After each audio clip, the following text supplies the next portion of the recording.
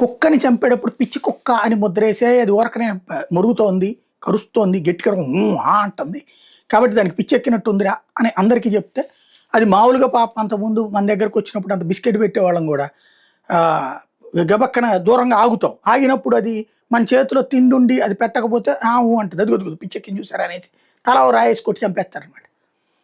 ఇప్పుడు అట్లాగా ఏదైనా సరే అలాంటి వ్యూహాత్మక నిపుణుడు చంద్రబాబు నాయుడు గారు. కరెక్ట్‌గా స్ట్రాటజీతో ఎదురోళ్ళని సర్వనాశనం ఎట్ట చేయగలగాలంటే పైకి తీసుకురావాలన్నా ఆయనే. ప్రత్యక్ష సాక్ష్యం ఎన్టీ రామారావు ఎంత చెడ్డోడు, తర్వాత ఎన్టీ రామారావు ఇప్పుడు దేవుడు, ఆదర్శ పురుషుడు, యుగ పురుషుడు.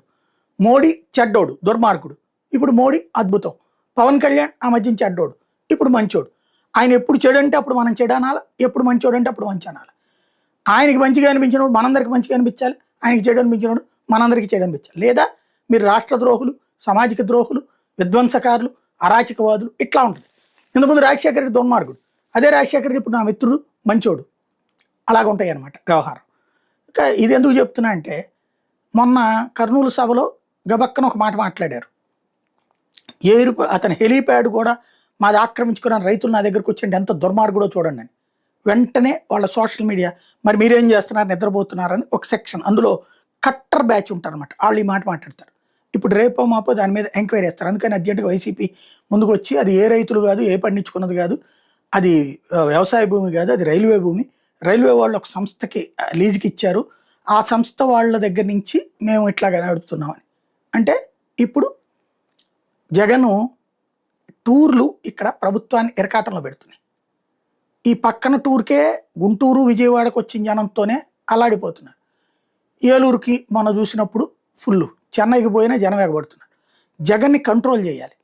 టూర్ క్యాన్సిల్ చేయము, పర్మిషన్ ఇవ్వము అంటే పర్మిషన్ అడగడం మానేశాడు జగన్. డైరెక్ట్గా వెళ్ళిపోతున్నాడు. సభ పెడితే పర్మిషన్ కావాలి, ర్యాలీ పెడితే పర్మిషన్ కావాలి. పరామర్శకి వెళ్తున్నప్పుడు, కలవడానికి వెళ్తున్నప్పుడు దారిలో జనం వచ్చారని చెప్తారు రేపు కోర్టులో అయినా సరే టెక్నికల్గా. అందుకనేసి ఇప్పుడు జగన్ని కదలనీయకుండా చేయడం అట్లా కుదరదు, రేపు కోర్టులకు వెళ్ళినా కూడా కుదరదు. కాబట్టి వాటి టెక్స్ట్పోని అడ్డుపడేసేసి ఆపేద్దాం రోడ్డు మీద అంటే మొండిగా వస్తారు, అప్పుడు ఇంకొంచెం నెగిటివ్ అవుతుంది. దాన్ని కంట్రోల్ చేయాలంటే జగన్కి హెలికాప్టర్ లేకుండా చేయాలి. హెలీప్యాడ్ జగన్ ఇంటి దగ్గరలోనే అప్పుడు ముఖ్యమంత్రిగా ఉన్నటువంటి సందర్భంలో ప్రభుత్వం తరపున తీసుకున్నది, అది హెలీప్యాడ్ ప్రభుత్వం తరపున తీసుకుని కట్టారు అక్కడ హెలీప్యాడ్. ఇప్పుడు ఈ మాట మాట్లాడారంటే దీని ఆధారంగా రేపు హెలీప్యాడ్ని రద్దు చేస్తారు అక్కడ. దాన్ని క్యాన్సిల్ చేసే అవసరమైతే రైల్వేని తిరిగి స్వాధీనం చేసుకోమని చెప్తారు, రైల్వే శాఖ కూడా చేతిలోనూ. తద్వారా జగన్కి హెలీప్యాడ్ లేకుండా చేసి ఎటన్నా వెళ్ళాలంటే హెలీప్యాడ్ లేదు మీకు అని చెప్పేటటువంటి యాక్టివిటీ బిగిన్ చేస్తారు. ప్రారంభమైనట్టుంది, అంటే ఇక జగన్ని కట్టడి చేయడానికి కొత్త ఎత్తులు స్టార్ట్ అయినట్టు.